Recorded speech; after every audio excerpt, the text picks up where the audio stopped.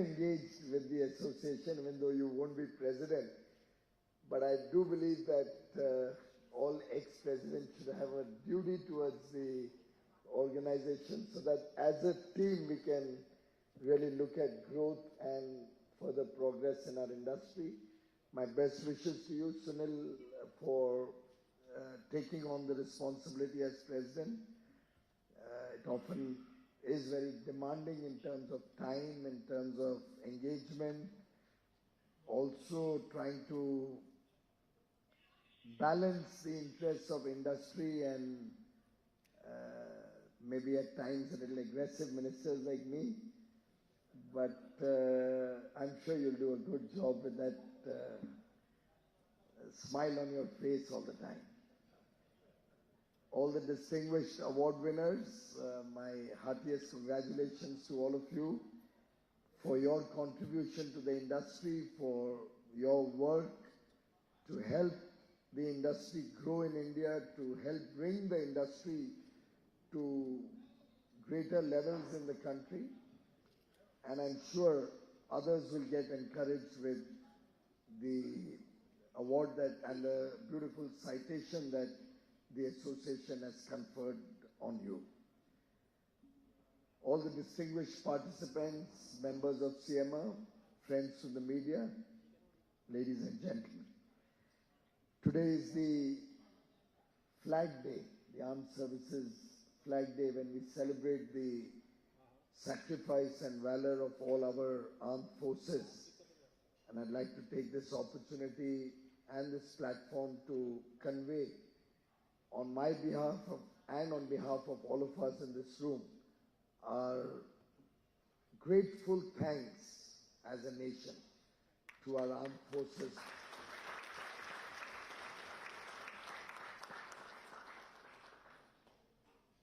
When I received the invite, my office did initially recommend, you've just done that last year. Why are you going for a second time? But I wanted to come and meet with you, to exchange notes with you, to understand what we can do and why I believe together we can actually make this industry grow much faster and come up with game-changing results in the next few years. It's not only a question of the PLI scheme or what support the government can do.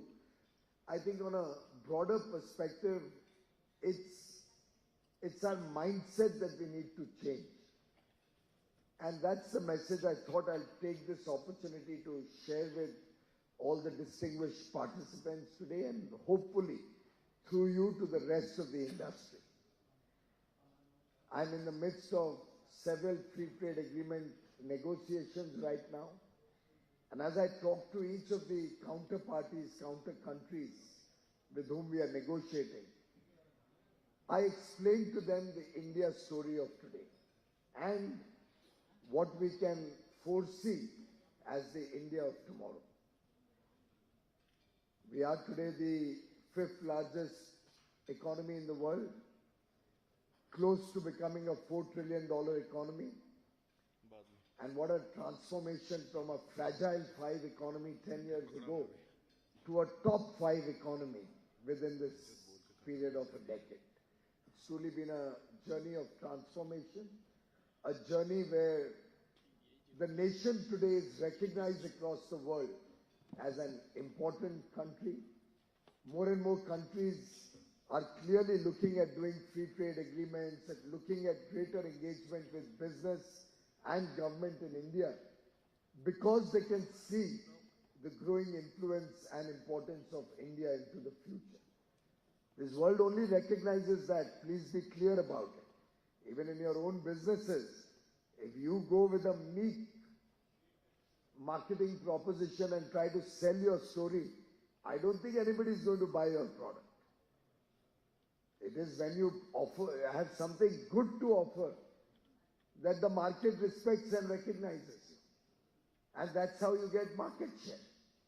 I'm assuming that that would be the situation in a consumer-based industry. And the world also recognizes and respects performance. the future, potential.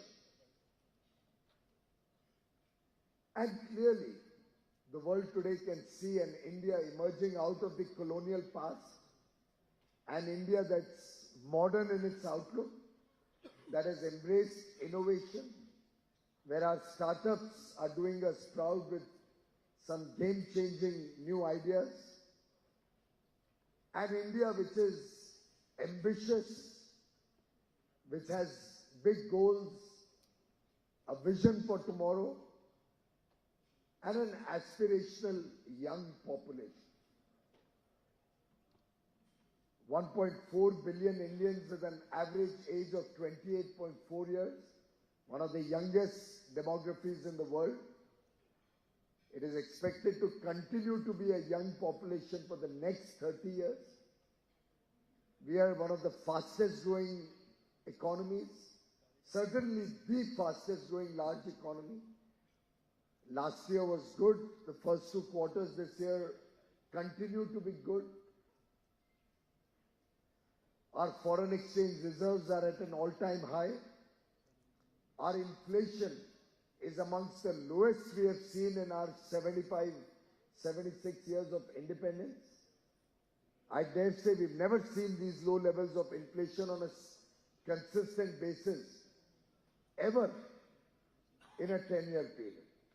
If at all it got elevated to even 7.5%, 7.7% briefly post the Ukraine conflict, we had a furor in the country.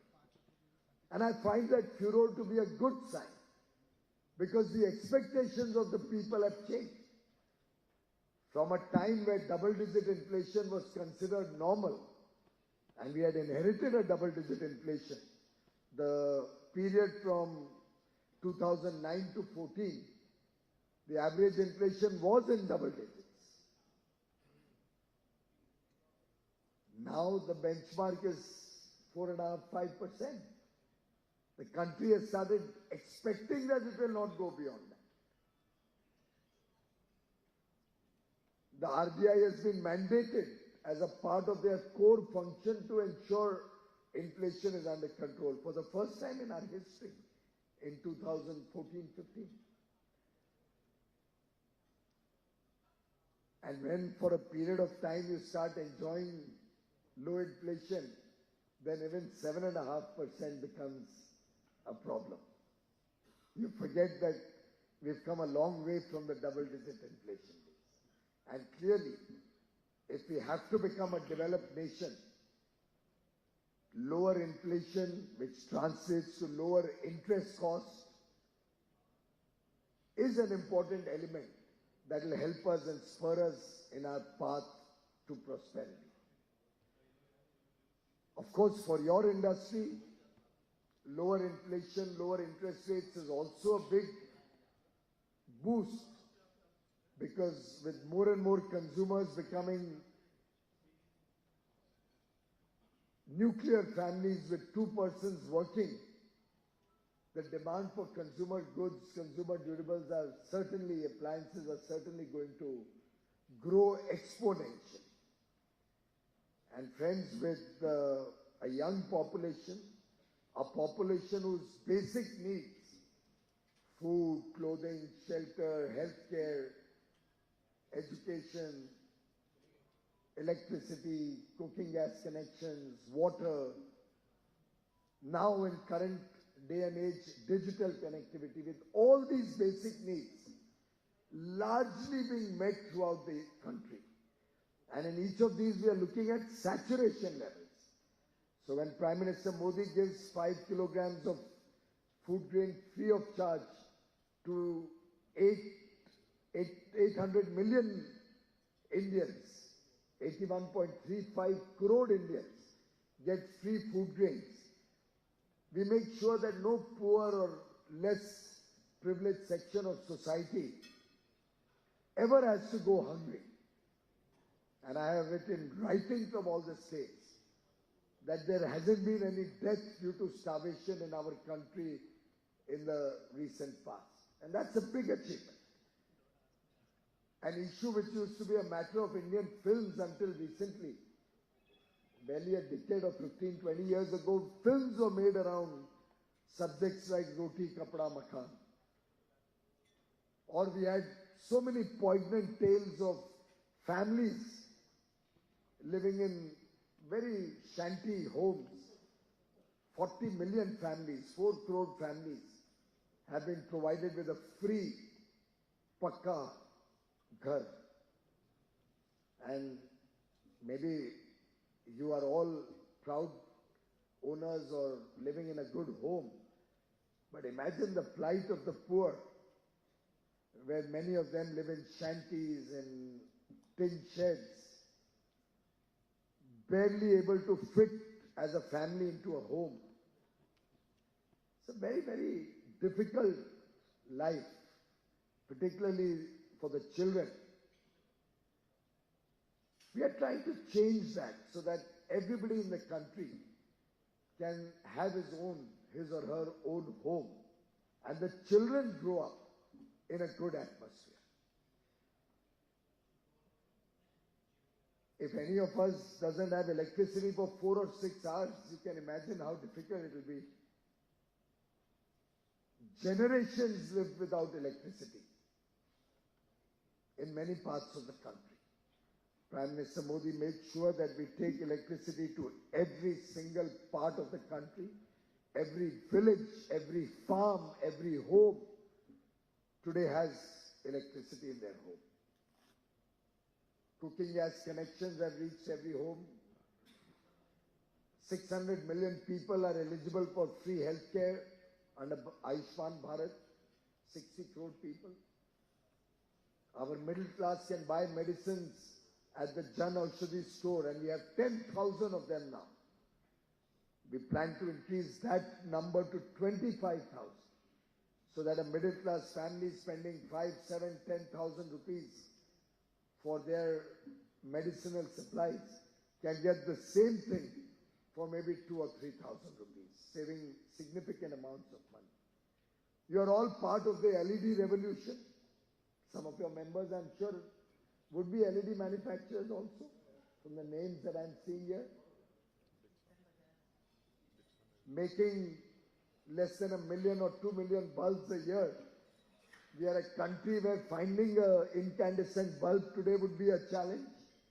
Probably have to go to an antique store, as I had mentioned earlier also, to get an incandescent bulb. And I remember asking a friend from your industry, you must be very unhappy with me that the prices have slashed from to what, 10, 12% or 15% levels? He said, not at all. Our volumes are about 200x. 200x, 200 times. So he said, we are making good money out of it, even at these low prices. So everybody benefits. The consumer benefits. Consumer saves electricity bills. The country benefits. Less energy consumption, better energy efficiency, reduces our requirement for power. So our peak loads, today we don't need to add another 10 gigawatts of peak load generating capacity, because we've saved such large amounts of almost, I'm told, 10,000 crores of kilowatt hour or units of energy is the saving at the barest minimum calculation annually. And I would suspect that at today's energy prices, you're looking at almost $8-10 billion reduction, or a 60,000 crore rupee reduction in our consumers' electricity bills. Of course, for industry and business and commercial establishments, the saving would be much more, knowing that due to cross subsidies, industry and commercial establishments or the affluent homes pay much higher rates for their electricity. What I'm only trying to allude to, friends, is that this government thinks holistically in whatever project we take. Prime Minister Modi, right since 2014, has been encouraging Beti Bachao, Beti Padhao. The idea being that our women will be an integral part of India's growth story. Rather, we are looking at women-led development. not women's development. They will not only be a stakeholder in our development journey. We are looking at women-led development. And I dare say, the biggest beneficiaries of the women-led development journey of India are all of you, your industry.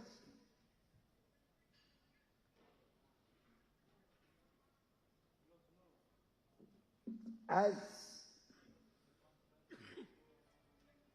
each one of us knows, our women possibly work more than the men in India. But their work is not calculated, their work is not appreciated. I'm sure we all appreciate it, but not recognized in terms of their contribution to the GDP. So a homemaker who looks after our home, looks after all the needs, takes care of multifarious things in our homes. We don't calculate their effort into the GDP. But the moment the same lady goes out there and works in a factory, in a shop, in a commercial establishment, in an office, in a farm, in any activity whatsoever, and gets an income, that gets recognized into the GDP, that adds to the GDP and our growth numbers. But that's not all. Because when they go out into the formal workforce, they not only add 1x to the GDP, but possibly add 1.5 or 1.7x to the GDP. Because as they go out of their home to work, somebody else or something else takes the place of the homemaker. Because clearly, when the woman of the home goes out there to work, some maid, some domestic help, somebody else may be coming into the home to take care of the daily needs. A cook may get a job, a maid may get a job, a caregiver may get a job, a nurse may get a job. So with the woman of the house going out to work and adding her own contribution to the GDP, she is adding an additional contribution to the GDP with whoever is going to carry out all the activities that she was originally doing. But that's not all. And that's where you come into the equation. With Digital India having been a resounding success and 930 million, 93 crore internet users in the country, most of them through smartphones. And now, of course, Sunil is going to get into the act of making, you are getting into smartphone manufacturing in India? You're already there. Okay, great. Many of them on their smartphones, the young boys and girls of today are watching what's happening across the world. They're connected with the entire world. They're seeing the homes, whether in New York or London or Sydney or Tokyo or Singapore or Dubai or wherever. The children in the villages, the children in tier 3, 4 cities are seeing what's the transformation that's happened in cities like Mumbai and Delhi, Bangalore, Hyderabad. And that's where aspirational India comes from. They are now aspiring for a better quality of life.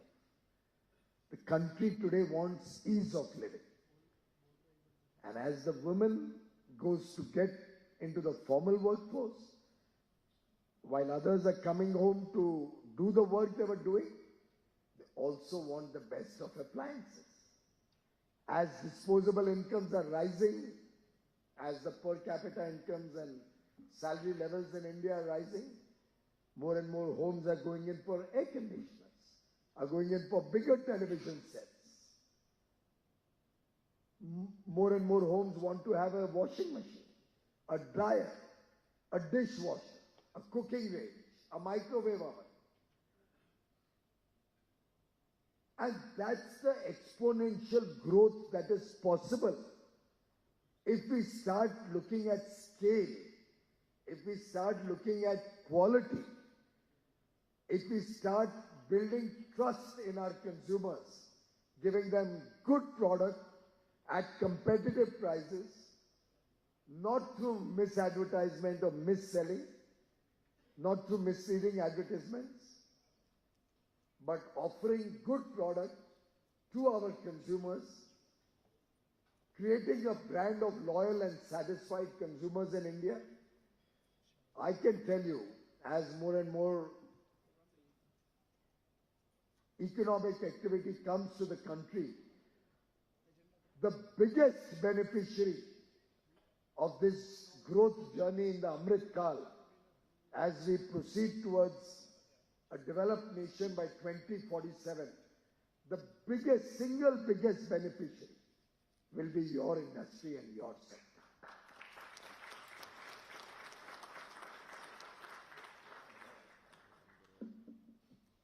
यही समय है, सही समय is a very appropriate thing, पर समय बीत भी जाता है, समय को पकड़ना पड़ता है, समय पे हम तैयार होने चाहिए. You have to grab the opportunity when it comes. Opportunity is not going to wait for you. You don't grab it, somebody else will wedge their way in and grab it. As more and more international engagement increases, and we'll have to do that because unless you start thinking modern and international, you can't become a developed economy with an inward-looking outlook. The mindset of the nation will have to be able to take on any challenge in the world. We'll have to be competitive. Protectionism will not make India a developed nation. That can be possible for a few years, for some period of time. But ultimately, bear in mind, and I come here today not only as Commerce and Industry Minister, but I'm also the Consumer Affairs Minister. The largest constituency in the country is the consumer. 140 crore consumer के भी अधिकार है. They also have a say. Their demands also matter, have a value. And today the consumer demands high quality products, demands competitively priced products. We can't have the story of Fiat and Ambassador all our life. How many of you use a Fiat or Ambassador today? Imagine if we had not introduced competition and more automobile industry in India, where would we have been in the auto sector? And similarly, we will all have to look at how we can become cost competitive, how we can look at scale, and there should be no reason why any other country should be able to supply to India competitively, given the large market that India has. We should all be looking at bigger scale, and therefore any requests that I should compromise on quality are completely unjustified. We have a large market. We want that large market to be met with high quality products. They could be imported, they could be from India, from wherever. Quality is non-negotiable. And I do think that you will all respect and recognize that these QCOs are not at all meant to stop imports. They're only meant to make sure that whatever comes to this country, domestically produced or from abroad, are both equally high quality, good quality, and meet the basic standards of safety, meet the basic needs of a consumer. And some of the stories of products coming in from these countries, and I am sorry to share with you that many of you also are importing substandard products which go into your goods and cause huge risk to safety of life and property, safety of the consumers. And I would urge each one of you to reflect on your duties, to reflect upon your credibility, and reflect upon your commitment when we are all working in this Amrit Kal, when we have all decided, I do hope I'm right in that, that we've all decided that we will be a part of this journey towards a Viksit Bharat, a developed nation. And therefore, I would urge each one of you, as India moves from a $3.5 to a $35 trillion economy, and this will happen, mind you, in less than 30 years.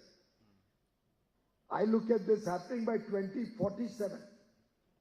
Given the aspirational young Indian working with a sense of duty to make India great, to find India's rightful place in the comity of nations.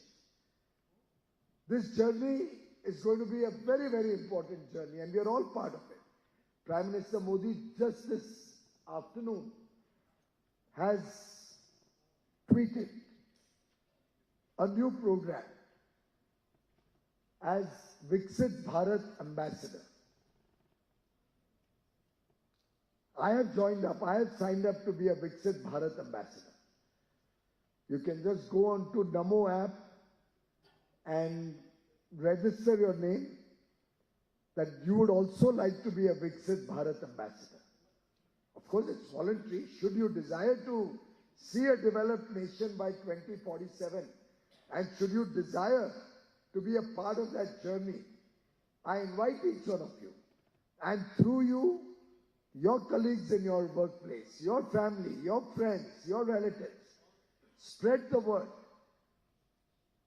Imagine if this whole country was to become a Viksit Bharat ambassador. Each one of us was to be able to encourage more of our friends and family to all collectively take up this challenge. And in this Viksit Bharat ambassador, we've also thrown a challenge, a 100-day challenge for those who are willing to encourage others to join up to be a Viksit Bharat ambassador. And then those who have really put in good effort will even get a chance to interact and meet with the Honorable Prime Minister. The idea being that from today, we take a pledge that we will be a part of the Viksit Bharat journey. We will contribute our very best in the nation's collective effort to become a developed nation and take prosperity to every single child born in this country.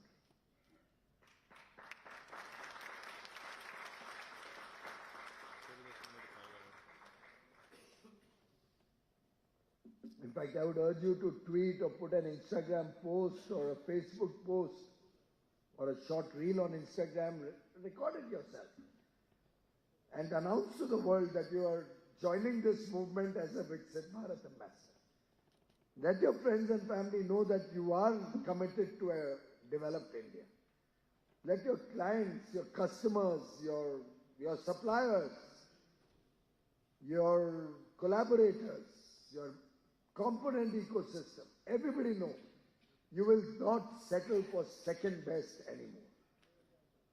Viksit Bharat is equal to the best that is possible.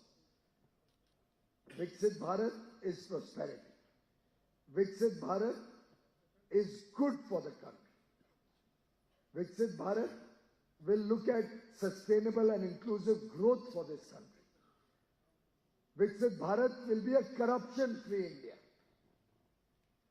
Viksit Bharat will have women-led development.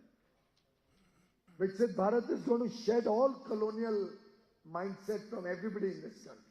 Going to get rid of everything that we have inherited which is not good for the country. Of course, we are very proud of our tradition, our culture, our rich heritage, our history. We have a lot of lessons to learn from history. But we have to shed off unlearn a lot of the things that used to happen in the past. And it's that unlearning which is equally important. So I invite all of you, I just put it up on the screen so that you can all also know exactly the vision of the Prime Minister. As he says, 140 crore Indians have shown the world what people-powered development is. Look at his own thinking, people-powered development. is going to, this India's development journey is going to be powered by all of us in this room and 140 crore fellow Indians. And for all of us, being a Viksit Bharat ambassador is an ideal way to combine our strengths, spread the development agenda, and utilize our energies to fulfill our mission to make India a developed country. I think it's a very powerful message that the Prime Minister has given. He's invited us all to join this mass movement, signing up on the Namo app. It's very easy. You just have to type it in and namo.in and you get onto the Namo app. You can even download that app and accept the 100-day challenge of performing very, very simple but highly impactful tasks, highly motivating tasks, highly inspiring tasks as an ambassador of a developed nation. So I invite all of you, do consider joining this movement. Do consider investing and expanding your sphere of activity. Do consider looking at economies of scale, but high quality production, high quality goods and services. Don't compromise on quality ever. And friends, I would also urge you, support the Indian ecosystem. There are times when I find a product is available in India, but some people, some companies, including some multinationals, prefer to import the same component, even though it is available in India. If at all there's a quality issue, support the Indian company to make that high quality product. But let us see how we can support each other. Because when the Prime Minister is supporting you, he is appealing to the people of India to be vocal for local. When he is requesting customers to buy the products that you are producing in India, I see no reason why you should not be also supporting somebody else who manufactures a product in India, which you can procure, you can buy, you can procure, you can use in your finished product, thereby creating new job opportunities, thereby expanding the ecosystem, thereby aggregating greater demand or production abilities in India for the local consumption. And with that competitiveness that the local demand and economies of scale will give, you will be able to go global. You will be able to compete in global markets. And global markets will need competitive prices and high quality. The issues that have been flagged up, I'm happy to discuss in my office. I like your point about tier 2, 3 companies also being a part of the ecosystem. Let me examine that as I get back to work tomorrow while Parliament is on, but I'll look at this issue tomorrow itself and my office will, if necessary, call you over for a discussion. On the quality QCO, I'm sorry, हाथ जोड़ के आपसे क्षमा चाहता हूं. Lot of industries, half my time even today went with another industry which was trying to persuade me, yesterday, to persuade me not to have quality control on their product. I don't mind sharing the product also with you. It was utensils. I don't see any reason why we should have suboptimal or bad quality utensils in our homes. Why should a utensil that we purchase start having holes in them very quickly? Why should there be no nickel in the stainless steel utensils that we purchase, or less nickel than the grade of steel that's stipulated for that product? And the sad part is, this has been out in the market for 3 years, 2 years. When it's right for implementation, you will see these delegations coming and they shoot on somebody else's shoulder. खुद जो आदमी आया वो बोलता है मेरे को कोई फर्क नहीं पड़ता. I meet all the quality standards. Further he says I am an exporter, so on export we don't put our standards, it's the foreign market. But मैं industry की चिंता करता हूँ. And yesterday in my arguments, the passion with which he was saying, Piyush ji, you are going to kill the Indian industry. I said, भाई आप बोल रहे हो? हाँ मैं मेरे लिए नहीं बोल रहा हूँ, मेरी इंडस्ट्री के लिए बोल रहा हूँ. मैं कहा आप क्या इंपोर्ट करते हो? उन्होंने जवाब नहीं दिया. भाई जिसकी प्रॉब्लम है ऐसे उसको मेरे पास भेज दो, मैं उससे बात कर लूंगा. और अगर आपको दिक्कत हो रही है एसोसिएशन में रह के आप समझा नहीं पा रहे हो तो आप एसोसिएशन का काम छोड़ दीजिए. Maybe you are not fit to be a part of the association. I am sorry if any of you doesn't like my words, मैं आपसे भी क्षमा प्रार्थना. एसोसिएशन की leadership also demands that you stand up on some principles. After all, we are also your representatives. If I become a weak minister or if Prime Minister is a weak Prime Minister, will he be able to do good for the country? Association leadership is also about standing up for what is good for both industry and the country. We can't be myopic in our thinking. And I know there's media here, despite that I am making these comments, because I do believe the time has come that 140 crore Indians' voice is heard in this country.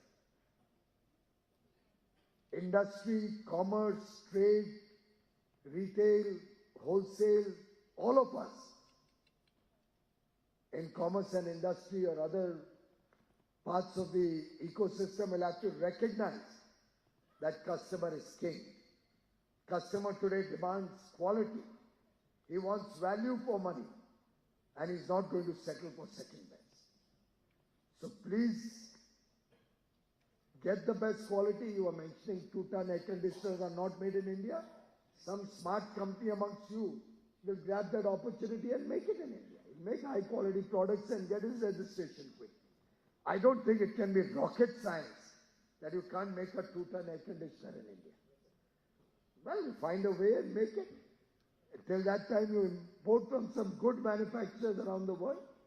I'm sure there must be good manufacturers in many countries of the world. You can get it from there. आप जिस दिशा में इशारा कर रहे हैं, वो दिशा को जरा ठीक कर दीजिए.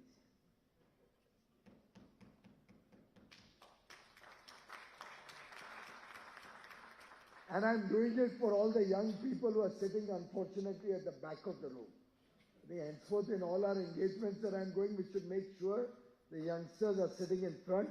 शायद वो ज़्यादा मुझे encourage करेंगे और support भी करेंगे.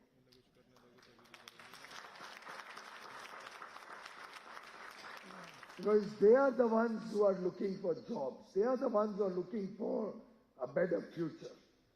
They are the ones who are not yet influenced by the kind of product practices and manufacturing practices, unfortunately, that has seeped into this country over years of neglect of domestic manufacturing capabilities.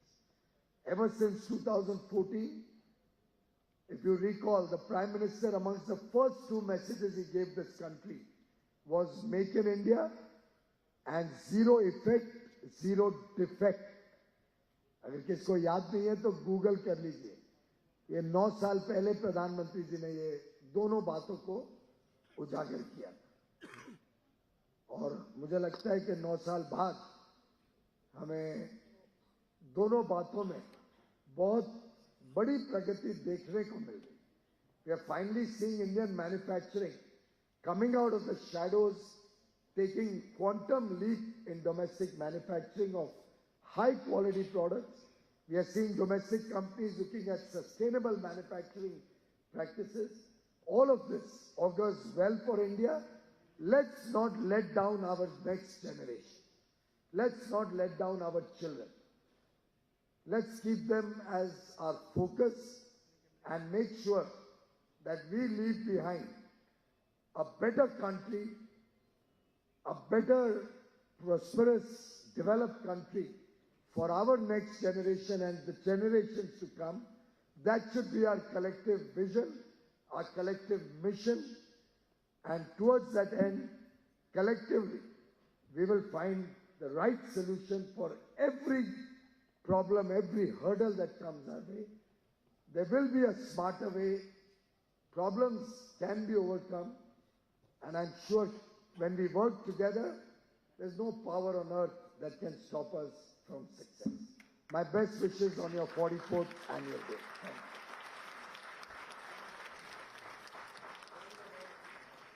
Thank you, sir, for a very empowering message to our countrymen.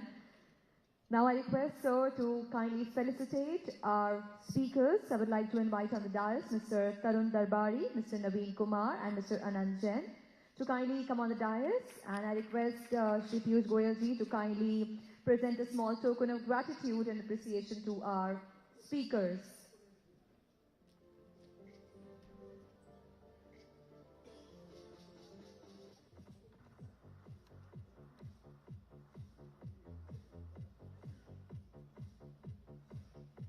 We would like to express our gratitude to Mr. Anand Jain, GFK.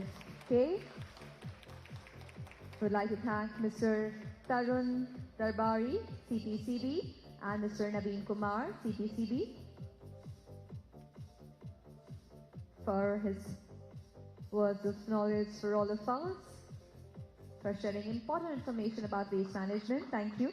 Now I request all the awardees to kindly join on the dais for a group picture. Requesting all the awardees to please join us on the dais for a group picture. And ladies and gentlemen, let us put our hands together for all the achievers of the year.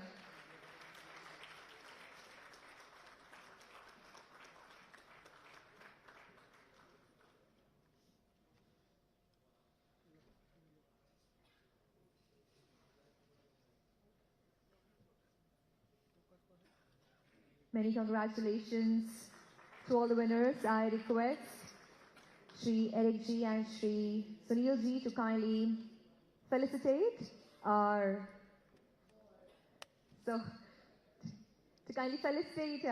chief guest. Thank you so much, sir, for your presence.